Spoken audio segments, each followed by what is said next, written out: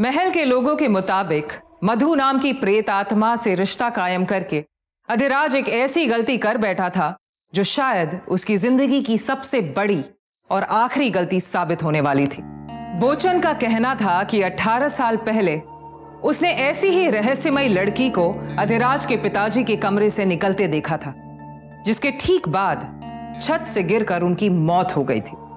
और अब अधिराज के सामने बोचन की मौत भी ठीक उसी तरीके से हुई। देवराज के मुताबिक अधिराज के पास अब जीने के लिए मात्र 47 घंटे बचे थे।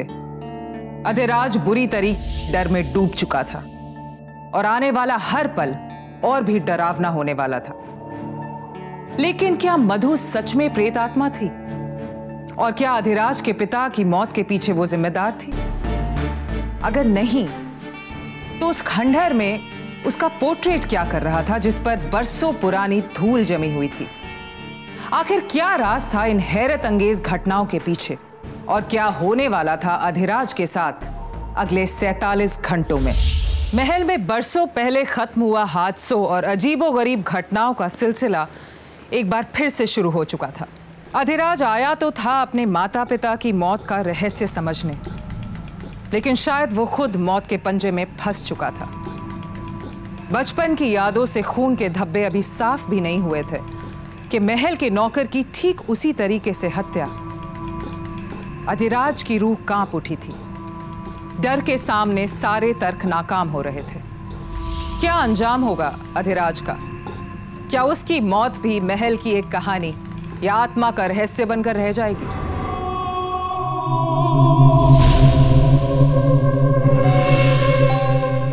उस डायन के साथ अगर फिजिकल रिलेशंस बना लिए जाएं तो 48 घंटे में आदमी की मौत हो जाती है।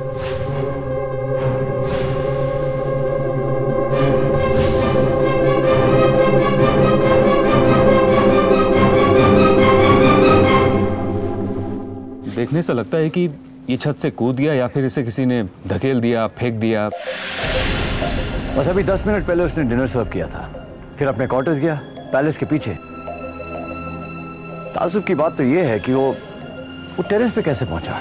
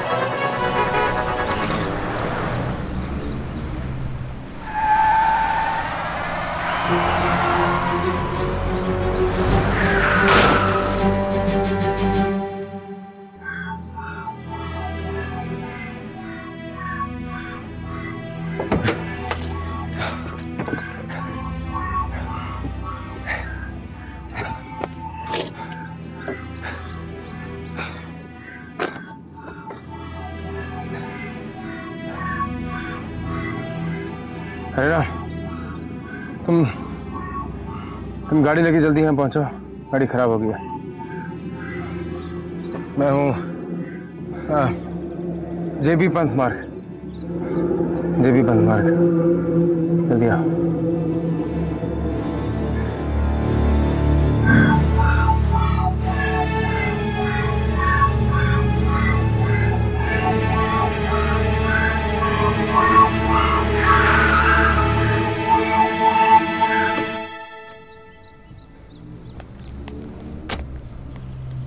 जी कुमार सर, क्या प्रॉब्लम? गाड़ी की ब्रेक नहीं लग रही। क्या? गाड़ी की ब्रेक नहीं लग रही? कोई बात नहीं कुमार साहब, मैं अभी चेक कर लेता हूँ।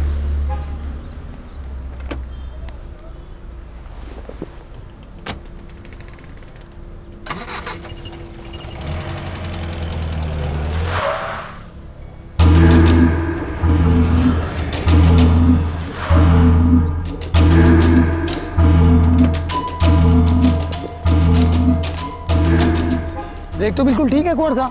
तुम्हें पूरा विश्वास है? हाँ कुंवर साहब, मैंने बहुत अच्छी तरह चेक किया, गाड़ी के ब्रेक बिल्कुल ठीक है।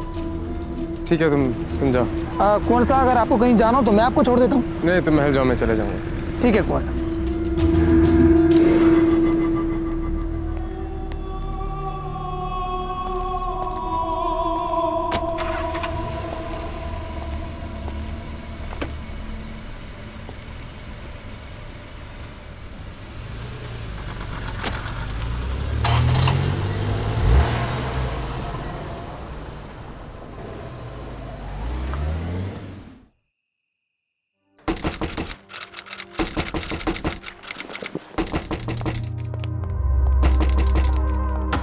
आदि, इतनी रात गए यार, क्या हो गया? सब ठीक है ना? भोचन मर गया। क्या? भोचन काका कैसी? पता नहीं कैसा, यहाँ तो पैर स्लिप कर गया, यहाँ किसी ने धक्का मारा। His body was lying in the courtyard. God knows what happened. अरे यार भोचन काका मतलब, अरे कुछ ठीक से समझा, तू क्या बोल रहा है यार? I don't understand. I should have listened to you. I should have listened to you. किस बारे में? तो ठीक कह रहा था, वो लड़की नहीं, वो डायन है। तेरी 48 आवर्स वाली बात बिल्कुल ठीक थी। मैंने उसको छत पे देखा था, मधु को। उसके पीछे ऊपर गया and she was not there. She tried to kill me. उसने गमला लेके मेरे ऊपर फेंका। I don't know, somehow she missed me. Otherwise I would have died. I would have died. I don't know how I saved. I should have listened to you. I should have listened to you. It's all because of me. ये भोचन काका भी मेरी वजह से। अरे सब मेरी वजह से हुआ। तू please stop blaming yourself first of all. तू इधर आके बैठ इधर आके। अरे यार देख, ऐसे हिम्मत नहीं हारते। मुझे बता क्या हुआ? क्या कुछ बता। मेरे पास अब सिर्फ 38 घंटे। I just have 38 more hours to live. I don't believe myself. आदि ऐसी बातें नहीं करते यार, नहीं होगा ऐसा कुछ। मैं हूं ना यार यहाँ पे, मैं तुझे नहीं। क्या कर लेगा तू देव? क्या कर लेगा तू? You will not believe, मैं भी आ रहा था तो गाड़ी की ब्रेक फेल हो गई। ड्राइवर ने देखा तो ब्रेक से रोके।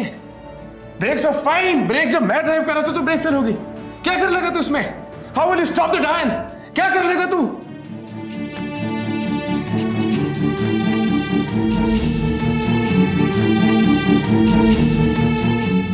हाँ, तू सो जा।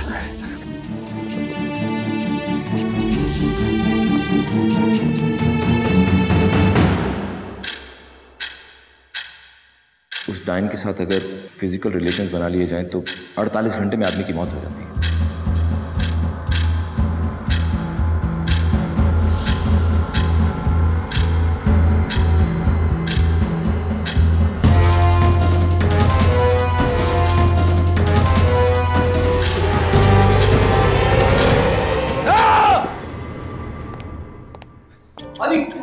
क्या हुआ? क्या दिया? मधु, तू एक काम कर, तू सो जा, मैं यहीं बैठता हूँ तेरे पास। मैं बैठता हूँ। सो जा। मधु थी यार यहाँ पे। अरे मधु कोई नहीं था यहाँ पे। सो जा।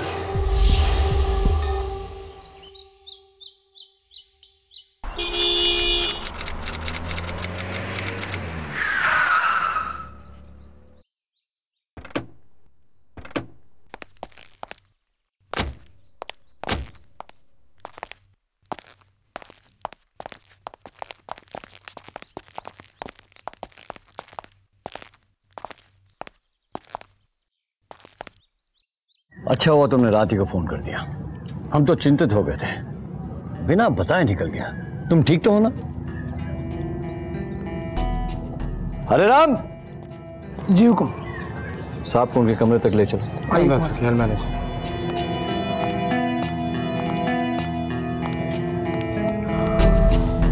आप फिक्र मत कीजिए काका साहब, मैं एक अच्छे तांत्रिक को जानता हूं। आज ही जाकर इस समस्या का कोई समाधान ढूंढता हूं। मुझे तो समझ में नहीं आ रहा कि क्या हो रहा है।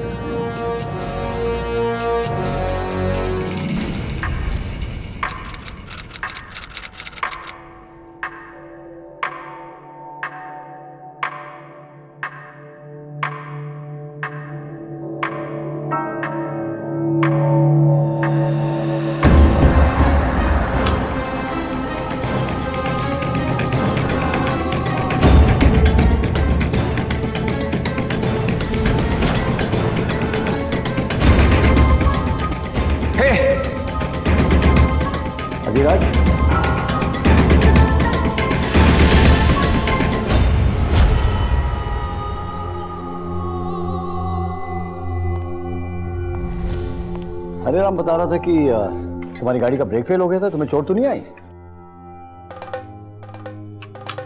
और हुकुम हमने चेक किया था, उस समय तो बिल्कुल ठीक था। क्या तुम? काका साहब 16 घंटे रह गए मेरे पास। What nonsense! होश में आओ अधिराज, होश में आओ। देव कह रहा था कि इस डायन के साथ सोने के बाद 48 घंटे में मौत हो जाती। बाबूजी की भी ऐसी। सब बकवास है। मुझे तो ये समझ में नहीं आता कि 18 साल अमेरिका में रहने के बाद तुम्हारी सोच इस तरह की है, तुम्हें शोभा नहीं देता। काका साहब आप तो जानते हैं मैं इन सब बातों में यकीन नहीं करता। क्या हो रहा है? क्या हो रहा है तुम्हारे साथ आदि? I don't see anything happening. ये महज एक हादसा है। It's just a coincidence. You know, I hope and pray it's a mere coincidence. महज एक हादसा। God forbid अगर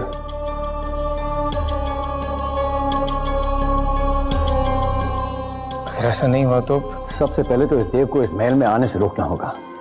वही सब तुम्हारे दिमाग में ये सब चीजें डाल रहा है। काका साहब ऐसा कुछ नहीं, और आप ऐसा कुछ नहीं करेंगे प्लीज। वेल एनीवे आदि, देखो बेटा, काम ना हो, संभालो अपने आप को, ओके?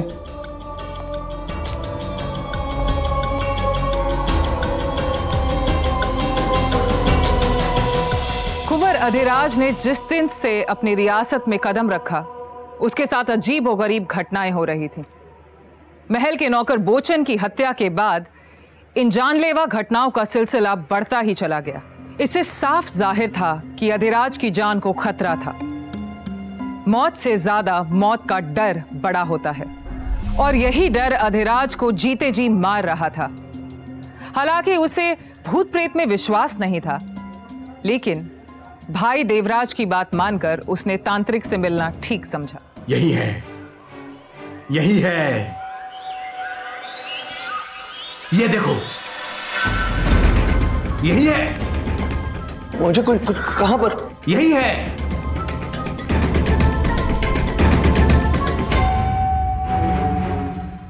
घूम रही है पूरे महल में साए की तरह। बहुत मुश्किल होगा, बहुत मुश्किल होगा इसको निकालना। यार क्या हो गया तुझे? क्या हो रहा है? क्या बोलूं हुकुम, वक्त कम है। चले बकवास बंद करो और इसको लेकर जाओ। देव, काका साहब प्लीज इनका अपमान मत कीजिए। ये तांत्रिक बाबा है, बहुत बड़े सिद्ध पुरुष। इन्हें मैं आदि की प्रॉब्लम के लिए लेकर आया हूँ। चलो निकलो यहाँ से। बाबा मैं इनकी तरफ से क्षमा मांगता हूँ, बुरा मत मानिए प्लीज। वक्त कम है, वक्त बहुत कम है, वक्त बहुत कम है।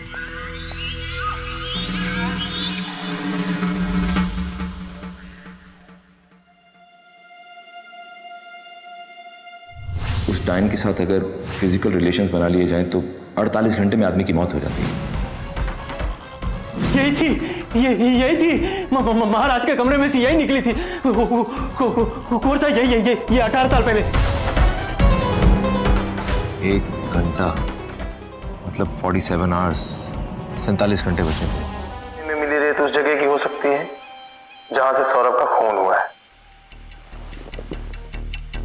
सर हेडक्वार्टर से फोन आया है, यहाँ से 20 किलोमीटर दूर एक कार मिली है जिससे उस लाश और उस औरत की पहचान हो गई है। आदमी का नाम सौरभ अस्थाना है और वो सामाजिक कार्यकर्ता है और काफी लंबे समय से अवैध खनन माफियाओं के खिलाफ काम कर रहा था। नीलिमा उसकी पत्नी है और एक शहर के अखबार में काम करती है। शुक्ला बैठो। सौरभ के पास उन सैंड माफियाओं के खिलाफ कोई बहुत ही ठोस सबूत होगा, जिसके लिए उन दरिंदों ने उसे मौत के घाट उतार दिया। अब रही बात उसकी पत्नी नीलिमा की, या तो उन दरिंदों ने उसे भी मार दिया या वो जिंदा होगी, और उसके पास भी बहुत सारे ठोस सबूत होंगे। शुक्ला एक काम करते हैं, सौरभ के टेंट के पास ये जितने भी रेत खनन के खाने हैं उनकी तलाशी करते हैं। अगर नीलिमा जिंदा है तो वहां आसपास कहीं ना कहीं जरूर छुपी होगी वो।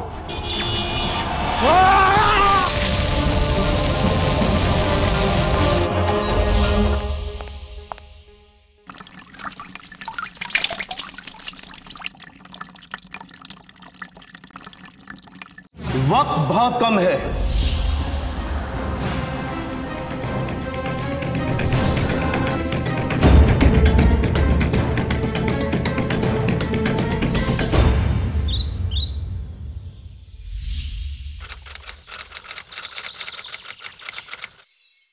विल तो आपके पिताजी राजा साहब ने अपने समय में ही बना दी थी। सारी जायदाद आपके नाम है। आप विल क्यों बदलना चाहते हैं? वकील अंकल, मैं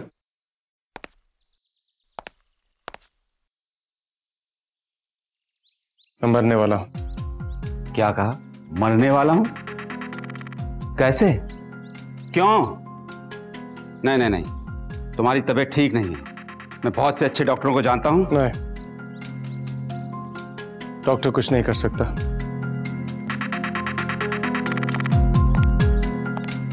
ये सब एक डायन का चक्कर है। कौन सी डायन? कहां है डायन? आप ये सब क्यों कह रहे हैं?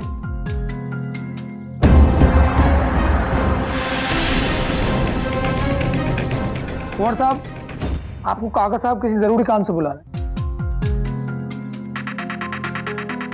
वकील अंकल, अब वसीयत बनाइए।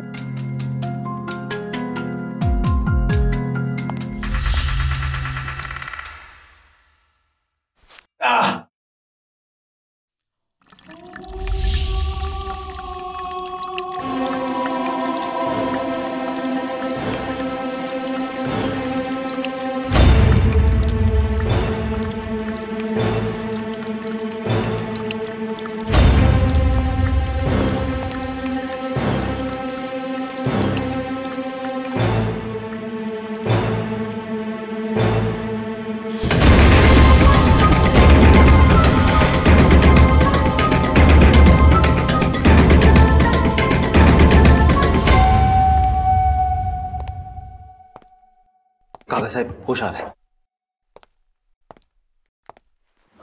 वो मुझे छोड़ेगी नहीं। वो डायन मुझे छोड़ेगी नहीं। वो डायन मुझे छोड़ेगी, मुझे मार आदि कुछ नहीं होगा यार, तुझे हम लोग है ना यहाँ पर, तुझे कुछ नहीं होने देंगे। देखो बेटा, मुझे लगता है कि तुम्हें अमेरिका वापस लौट जाना चाहिए। कितने खुश थे तुम वहां पे। मैं तुम्हारी टिकटें करा देता हूँ। काका साहब आप ठीक कह रहे हैं। आदि तू यार 4-5 महीने के लिए वापस चला जा। तू 4-5 महीने वहां रहेगा ना तो तेरा मन भी हल्का हो जाएगा। हाँ यही ठीक रहेगा। काका साहब आप ऐसा ही कीजिए।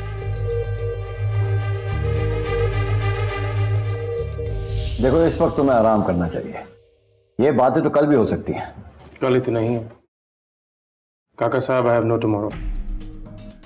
What nonsense. वकील uncle,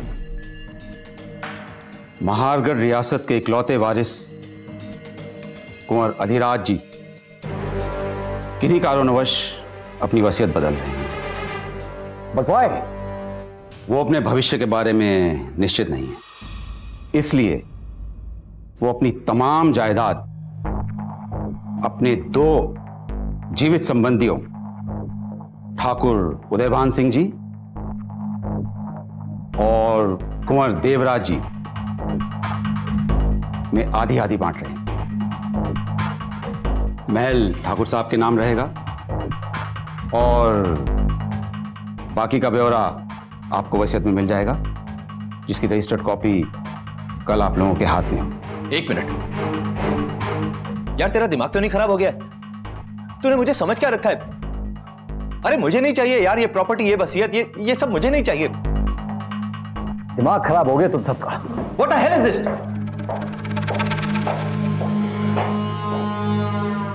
I'm sorry sir. I'm very sorry, लेकिन मैं इस वसीयत को नहीं मान सकता। मुझे बस मेरा भाई चाहिए, बस मुझे और कुछ नहीं चाहिए। प्लीज यार तू ऐसे नाउम्मीद क्यों हो रहा है? कोई ना कोई रास्ता तो निकाल लेंगे ना यार। आदि ऐसा नहीं, मुझ पे भरोसा रख, मैं कोई ना कोई रास्ता जरूर निकाल लूंगा, लेकिन मैं इस वसीयत को नहीं मानता। मैं नहीं मानता वसीयत। Let's be practical.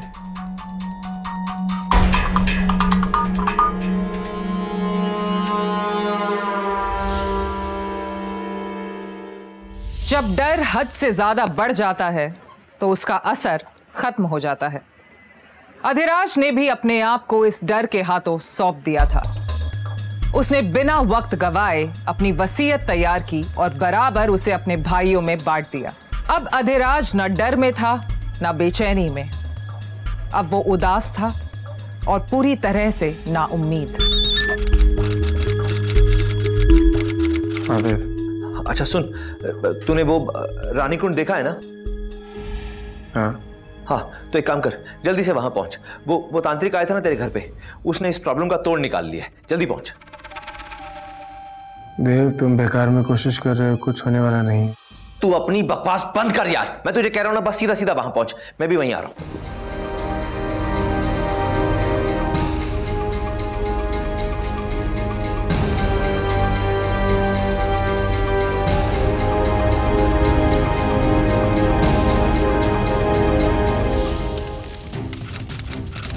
स्वाहा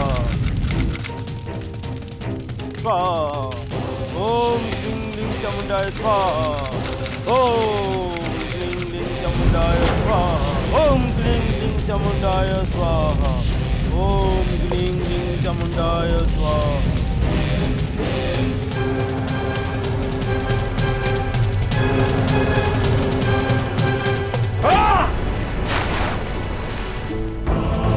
आदि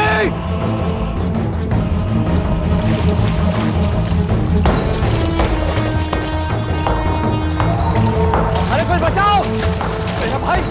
आदि आदि आदि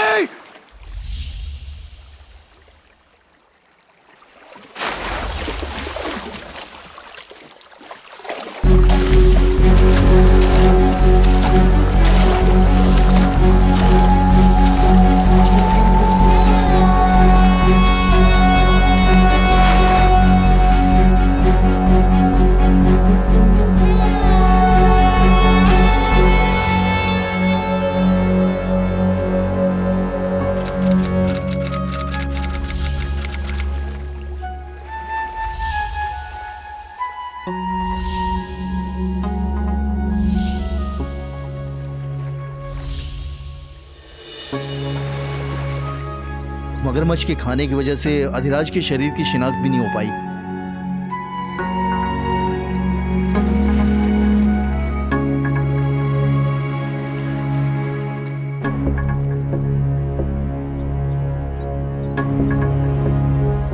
हजार बारी बोला था इस नौटंकी को हवेली में मत लेकर आना। क्या जवाब दूंगा अभी मैं?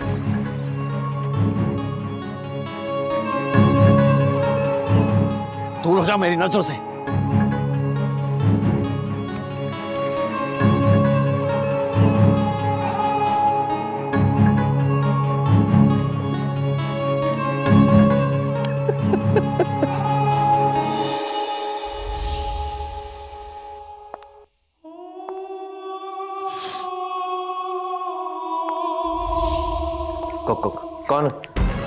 कौन हो तुम?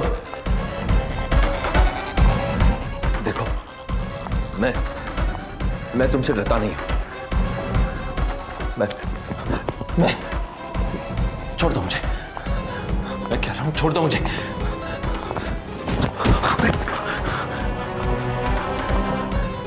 मैंने कहा ना मैं नहीं डरता तुमसे। मैंने कहा ना मैं तुमसे नहीं डरता मिस मधु। मधु नहीं, केत की दीवार।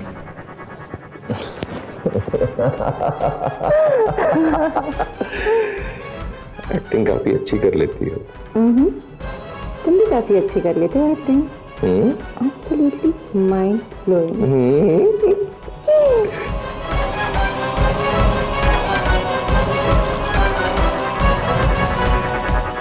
बहुत परेशान रहा करते थे कुंवर साहब, जब से आए हमेशा टेंशन। हाईवे पे किसी लड़की से उनकी दोस्ती हुई थी। वो लड़की कौन थी? मालूम नहीं साहब, हमेशा बात किया करते थे, कहते थे दिखती है, कमरे में आती है। उसे घर भी जाया करते थे वहां जंगल में।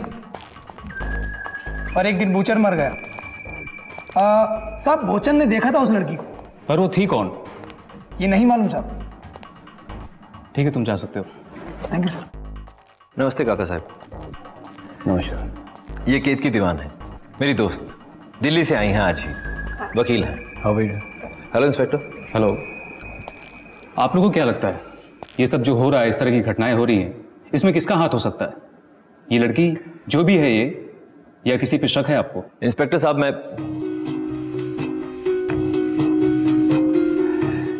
मैं आपको जो बताने जा रहा हूं उस पे आप तो क्या कोई भी यकीन नहीं करेगा। सच तो यह है कि इस दुर्घटना के पीछे एक डायन का हाथ है। जी हाँ, एक डायन का। हरे राम उसी का जिक्र कर रहा था। एंड अनफॉर्चुनेटली हमारा आदि उसी डायन के चंगुल में आ गया। देखिए, इनकी बातों से मुझे इत्तेफाक नहीं है। मुझे तो पूरा यकीन है कि इस घटना के पीछे किसी की साजिश है। कोई डायन नहीं बल्कि कोई इंसान इन्वॉल्व है। बाबा मर गया ना, अधिराज मर गया। उसके माँ उसके बाप की तरह वो भी मर गया, और उसका माँ मरी, उसके बाप मरा, और अब वो भी मर गया। और जानते नहीं ना किसने मारा? मैं जानता हूँ किसने मारा। डायन ने मारा उसे, डायन ने मारा, और तुम्हें भी नहीं छोड़ेगी। बेटा इधर बस बस बस। एक ये मेरा बेटा है, इसका मानसिक संतुलन ठीक नहीं है। Excuse me, excuse me. मार दे। आप बेटा बट इधर आ।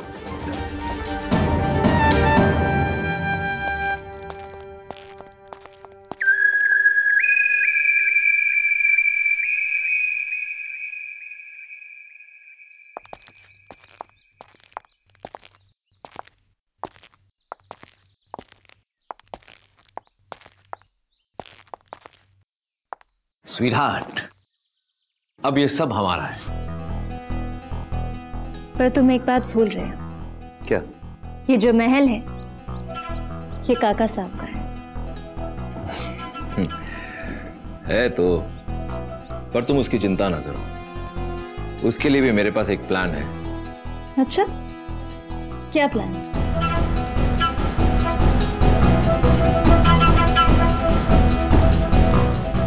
तुम एक बात भूल जाती हो कि मैं भी अधिराज का कजन हूं। दूर का ही सही, लेकिन भाई हूं उसका। उसी वंश का हूं, वही खून दौड़ता है मेरी रगों में। लेकिन ना तो मेरे पिताजी को कुछ मिला और ना मुझे कुछ मिलता अगर मैं भी शराफत से पेश आता तो। चाहता तो अधिराज को सामने से ही जान से मार देता, लेकिन उसमें खतरा था, मुझे जेल भी हो सकती थी। लेकिन अब सब सेट है।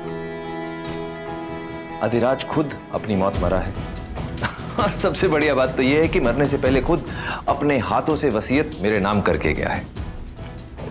अब बस उसी वसीयत की एक कॉपी बस मेरे हाथ में आने दो। उसके बाद काका साहब को भी देख लेंगे, फिर तुम, मैं और ये प्रॉपर्टी अपनी बेबी।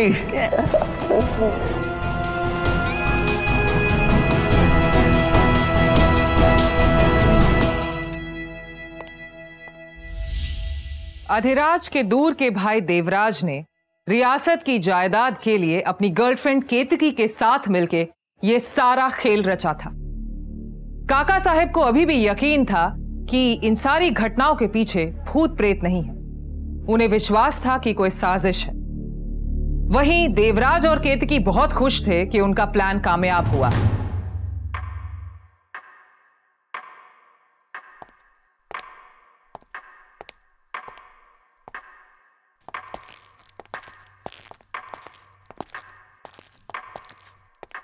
नमस्ते ठाकुर साहब, ये लीजिए वसीयत की कॉपी आपके लिए।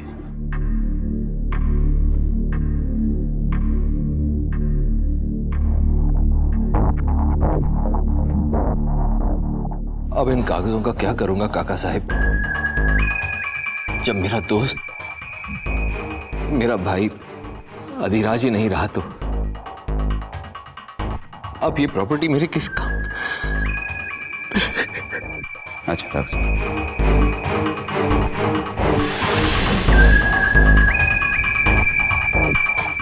जयराम। काका साहब, मेरे पास इन प्रॉपर्टी के लिए एक बहुत ही जबरदस्त आइडिया है, अ सुपर प्लान। क्यों ना हम इस महल को एक होटल बना दें, एक 5 star hotel. Just think about it. आमदनी की आमदनी होती रहेगी और free maintenance. I have a friend who is a hotelier and he is very interested in this project. तो क्या कहते हैं? Not possible.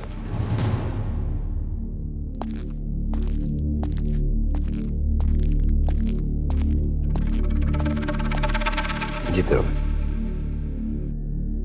आपको क्या लगता है बाबा ने ये सब क्यों किया? इसलिए कि ये महल, जो कि उनकी सबसे बड़ी चाहत है, सबसे बड़ी तमन्ना है, वही उनके हाथ से निकल जाए। अरे राम,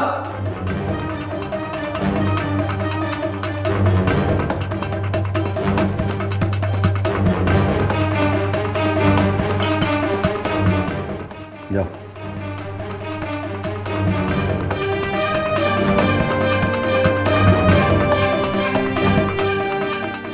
अब हम सिर्फ एक दूसरे को देखते रहेंगे कि बोतल भी खोलेंगे। yes! बहुत त्याग किया हमने इस हवेली को हासिल करने के लिए। सही कह रहे हैं काका साहब। 18 साल से रास्ता बना रहे हैं यहां तक पहुंचने का। उसके लिए तो अपने भाई सौतेला ही सही, अधिराज के पिता भंवर सिंह और उनकी पत्नी की भी हत्या करनी पड़ी हमें। प्रदीप जी बाबा। उस अधिराज को तो वकील वर्मा भगा कर ले गया, लेकिन बोचन ने बहुत बड़ी भूमिका निभाई थी। वही उस डायन को लेकर आया था और सारे गांव में खौफ मचा दिया था। माला माल कर दिया हमने उसको।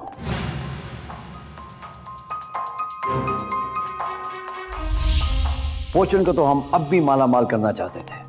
हमसे सौदा करने लगा, डराने लगा हमें। यही तो गलती कर दी उसने।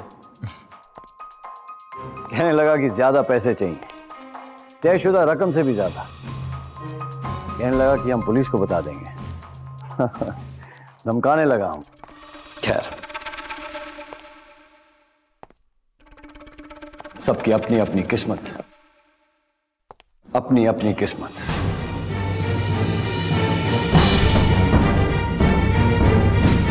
लेकिन इस हवेली की किस्मत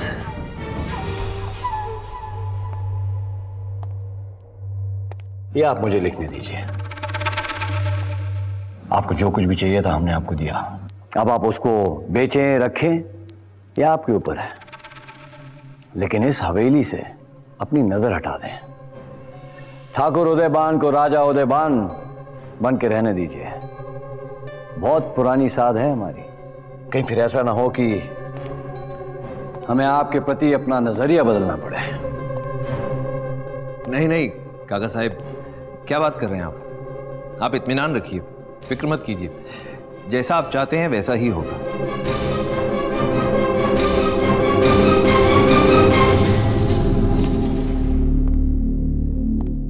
और तुमने बहुत अच्छा काम किया।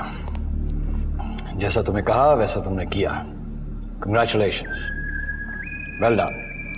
Thank you so much.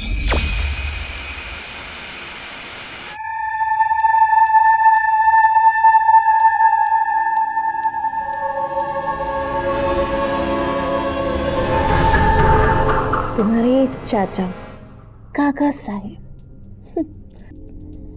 अरे बेबी, जब मैंने दोस्त जैसे भाई को नहीं छोड़ा तो फिर ये काका साहब किस खेत की मूली है। एक बार वसीयत के कागज हाथ में आ जाएं, फिर काका साहब भी। थोड़ा सुनो ना।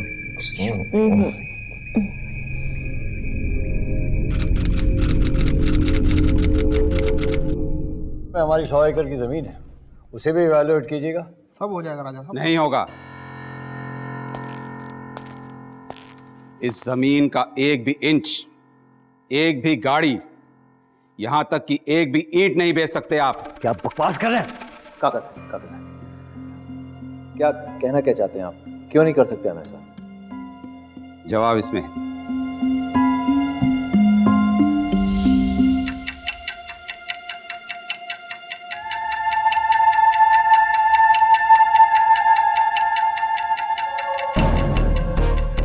तुम एक बात भूल जाती हो कि मैं भी अधिराज का कजन हूं। दूर का ही सही, लेकिन भाई हूं उसका। उसी वंश का हूं। वही खून दौड़ता है मेरी रगों में। लेकिन ना तो मेरे पिताजी को कुछ मिला और ना मुझे कुछ मिलता अगर मैं भी शराफत से पेश आता तो। चाहता तो अधिराज को सामने से ही जान से मार देता, लेकिन उसमें खतरा था। मुझे जेल भी हो सकती थी। लेकिन अब सब सेट है।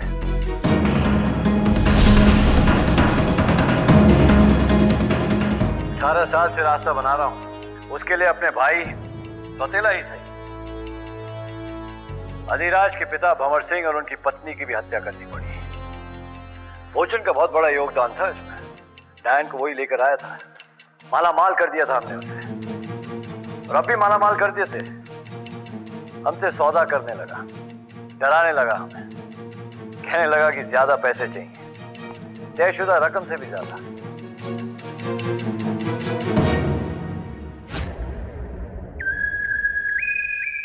कितना चाहिए तुम्हें?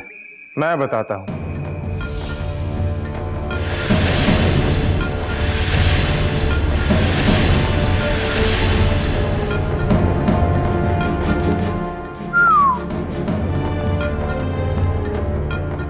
Correct moment. I like this shock look. I like it.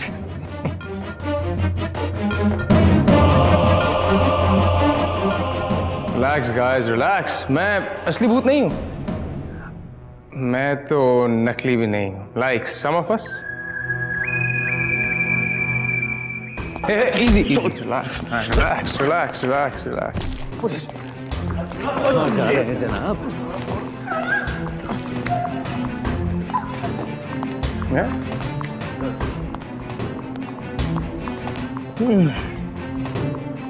Planning अच्छी थी,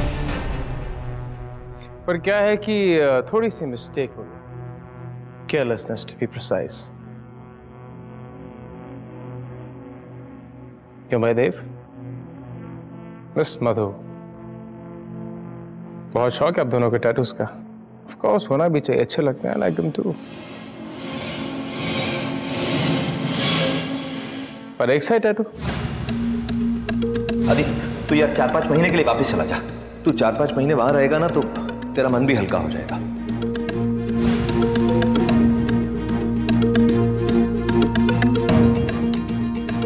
मरने वाला तो मैं था ही। मैंने कहा चलो मरने से पहले एक बार पुराने खंडर में हुआ था। पेंटिंग देखा था, to my surprise I realised ना वो पेंटिंग पुरानी थी और ना मधु जी आप असली थी।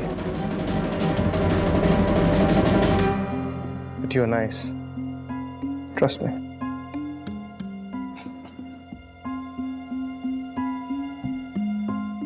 वकील अंकल,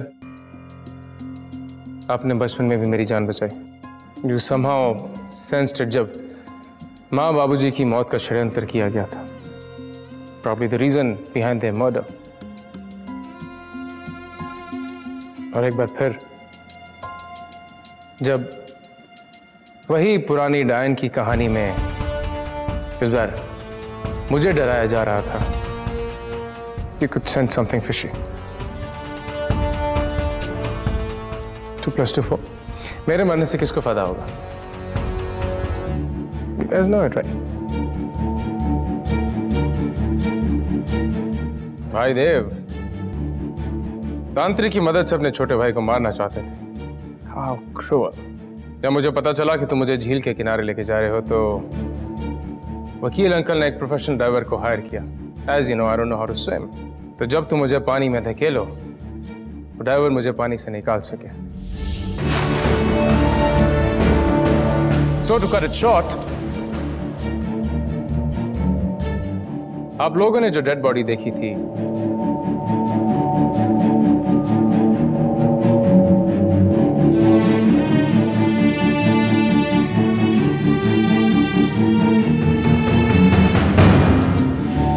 That wasn't me. बहुत बड़ी गलती हो गई मंत्रा। अच्छा होता अगर राजा रानी के साथ तुम्हें भी मार दिया होता। इस वकील की वजह से तुम बच गए और तुम्हें अमेरिका भेज दिया गया। इंस्पेक्टर, चलो।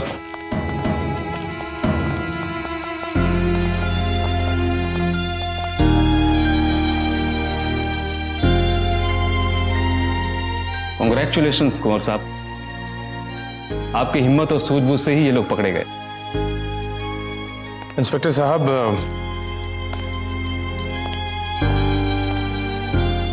ये सब आपकी मदद के बिना पॉसिबल नहीं था।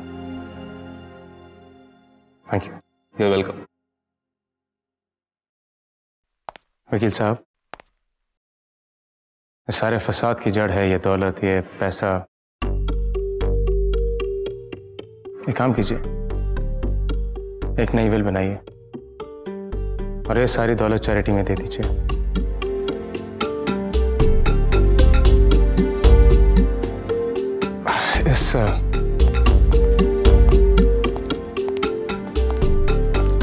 इस महल को आप मेरे लिए छोड़ दीजिए। आज भी इस महल में माँ और बाबूजी की यादें जिंदा है। आज सोने की यादों के बीच मैं यहीं रहूंगा, इसी महल में।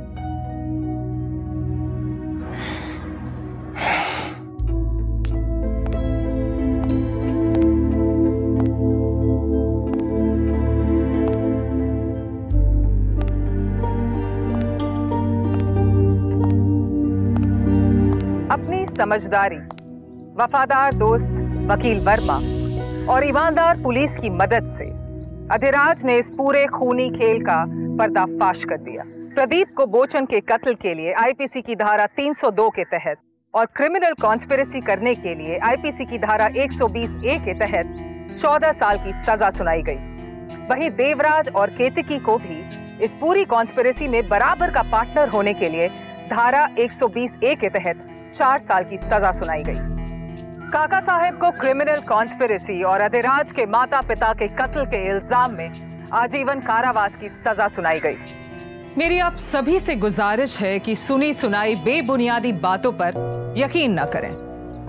अंधविश्वास दरअसल एक खेल है जो आपके दिलो दिमाग के साथ खेला जाता है। इसे खेलने वाले कभी आपके अपने होते हैं या कभी दूसरे, लेकिन शिकार हमेशा आप रहते हैं। तो हमेशा याद रखिए कि अंधविश्वास की आड़ में जुर्म पलता है, जैसा कि हमने इस घटना में देखा। तो सावधान रहिए अपने आसपास के लोगों में छिपे लालच से, जो अंधविश्वास के सहारे आप पर कभी भी वार कर सकते हैं। तो फिर होगी मुलाकात जुर्म को मुंहतोड़ जवाब देती एक और महामूवी के साथ। तो सावधान।